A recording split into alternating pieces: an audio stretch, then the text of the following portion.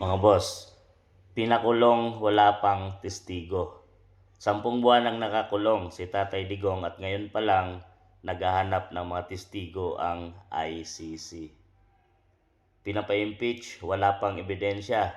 Luistro, wala pa pong hawak na dokumento sa confidential fund ang Justice Committee. Hihingin pa lang po namin sa COA.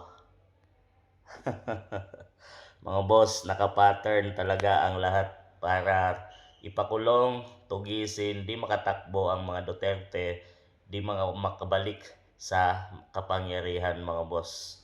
Talagang yun ang kanilang plano. Kaya naman kahit may crisis tayo sa gasolina ngayon ay wala pa rin silang tigil kaka-impeach dito kay VP Inday Sara.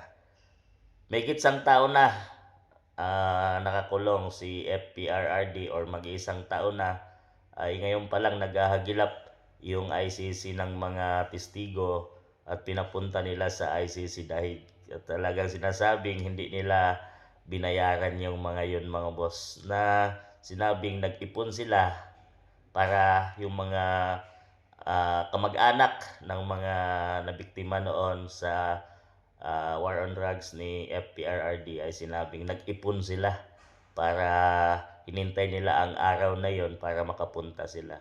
Mga boss, napakamahal pumunta ng dahig. So, estimated to 60 to 100,000 ang budget, lalo na kung mag-hotel ka pa doon, mag-stay, ay pinag-ipunan daw nila.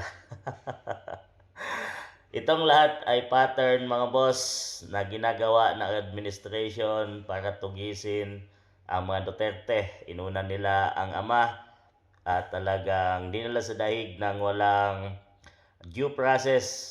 Wala pang ilang oras lang may nakaabang ng eroplano at talagang inilipad na nila si APRD sa dahig at talagang hindi dinaan sa due process dito sa ating bansang Pilipinas.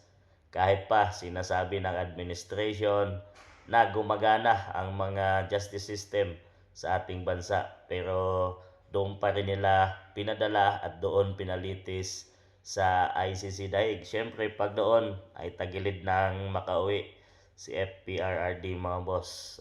Swerte na lang kung talagang maging mahaba pa ang kanyang buhay at makabalik pa siya dito sa ating bansang Pilipinas. Pero inaamin na ng mga anak, kamag-anak ni FPRD na wala talagang pag-asa makauwi ito dito sa ating bansang Pilipinas. Once na lang siguro kung magbago na ang Pangulo ng ating bansa.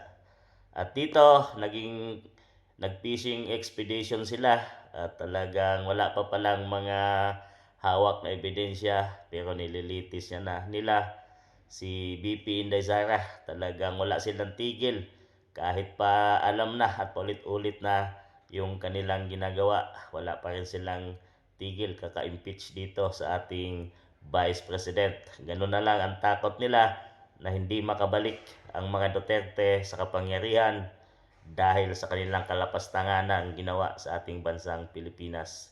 Dahil talagang takot sila at magbabayad sila balang araw. Kaya namusga mga boss.